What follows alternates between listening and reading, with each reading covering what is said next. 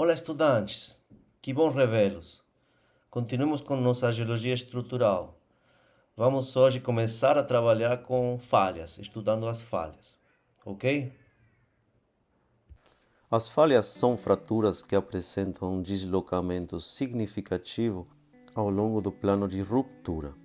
A formação destas estruturas ocorre principalmente no nível superior da crosta, onde prevalecem os mecanismos de deformação rúptil. Podemos encontrar falhas em todas as escalas, desde a escala milimétrica até a escala regional. Na aula de hoje trabalharemos conceitos relacionados com a geometria das falhas, veremos nomenclatura e também analisaremos as características dos três tipos principais de falhas que estão associados aos regimes contracional, extensional e transcorrente. Vamos ver agora os principais elementos que compõem uma falha. Quando a falha apresenta um plano oblíquo, podemos diferenciar dois blocos. O bloco capa, ou teto, é o bloco que se dispõe acima do plano de falha e sempre estará apoiado sobre o bloco que denominamos lapa ou muro. Essas denominações são independentes do movimento da falha, ou seja, o bloco teto pode ter subido ou descido em relação ao muro. No entanto, sempre estará apoiado sobre este. Agora, na perspectiva, analisaremos alguns elementos no plano de falha. O rejeito é esse vetor vermelho que representa o deslocamento produzido entre os dois blocos. Entendemos que antes do falhamento, os dois pontos que estão ligados por esse segmento ocupavam a mesma posição. De forma geral, a orientação do rejeito pode ser inferida a partir das estrias, que são essas linhas azuis que aparecem também representadas na superfície de falha paralelas ao rejeito. Essas estrias são marcas presentes na superfície de falha que foram produzidas pelo atrito associado ao movimento entre os blocos. Analisando em detalhe a geometria do rejeito, vemos que sua orientação no plano pode ser definida a partir do reiki, que é um ângulo medido sobre o plano da falha entre o strike e o rejeito. Nesse caso, o reiki apresenta um valor de 45 graus. Nos casos em que o rejeito se desenvolve de forma oblíqua, como nesse exemplo, o mesmo pode ser decomposto numa componente de rejeito direcional, que vai ser paralela à direção do strike do plano, e numa componente de rejeito de mergulho, que vai ser paralela à direção de mergulho. Conhecendo o rejeito, essas duas componentes podem ser calculadas a partir do valor do reiki e as funções trigonométricas cosseno e seno, respectivamente.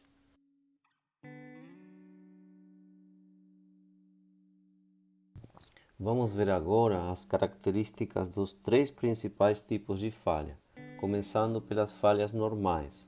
As falhas normais são características dos regimes extensionais, nos quais a falha se desenvolve com σ3 horizontal, perpendicular ao strike do plano de fratura, σ1 na vertical e σ2 também na horizontal, coincidindo com o strike da fratura. Nas falhas normais, o bloco capa desce, e se a gente considera uma falha normal pura, vamos ver que o rejeito apresenta um reiki de 90 graus. Sabemos que o plano de fratura gerado forma um ângulo inferior a 45 graus com o esforço principal σ1. Então, em consequência, o mergulho teórico do plano de falha será maior que 45 graus. Na simbologia cartográfica mais frequentemente utilizada para representar as falhas normais, se coloca esse ajurado adjacente ao traço de falha, com as linhas apontando na direção de mergulho da estrutura. Falhas inversas se formam em regimes tectônicos contracionais, com σ1 na posição horizontal e σ3 vertical. σ1 é perpendicular ao strike da falha e σ2, também horizontal, é paralelo a esse strike.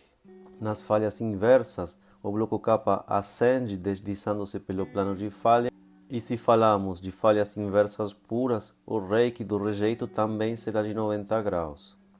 Em geral, são falhas com mergulho de baixo ângulo porque a fratura forma um ângulo inferior a 45 graus com σ1 que está na horizontal. A simbologia cartográfica mais frequentemente utilizada para representar as falhas inversas apresenta o traço de falha com esses dentes que sempre apontam no sentido de mergulho da falha.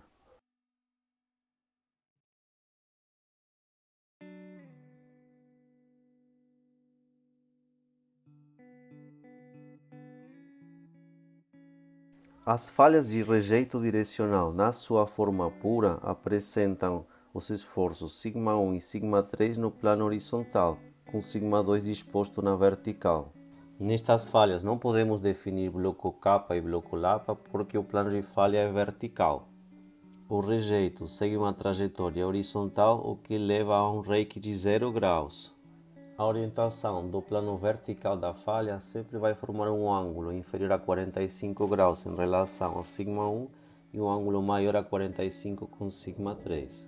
Para estas falhas características dos regimes transcorrentes, utiliza-se a simbologia com a indicação da cinemática destral ou sinistral de acordo com cada caso. No estudo das falhas, é fundamental levar em consideração o conceito de reativação. Uma reativação ocorre quando uma falha de geração antiga é afetada por um novo evento deformacional. Nessa situação, a falha se torna novamente ativa e sofre um novo deslocamento, que pode ou não coincidir com a direção do deslocamento prévio.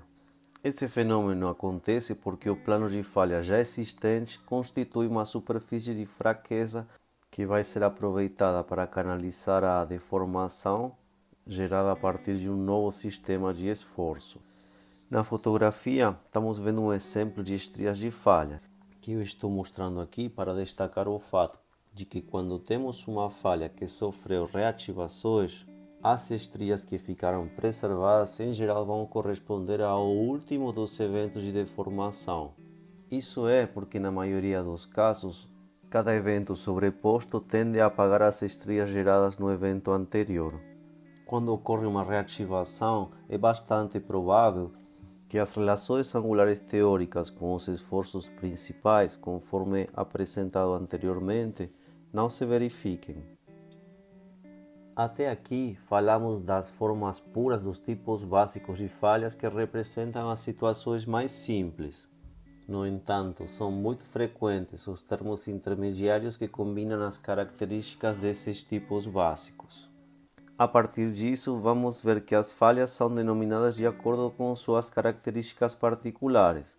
Por exemplo, aqui temos uma falha transcorrente sinistral inclinada com componente normal. E aqui mostramos outra situação na qual vemos uma falha inversa com componente transcorrente destral.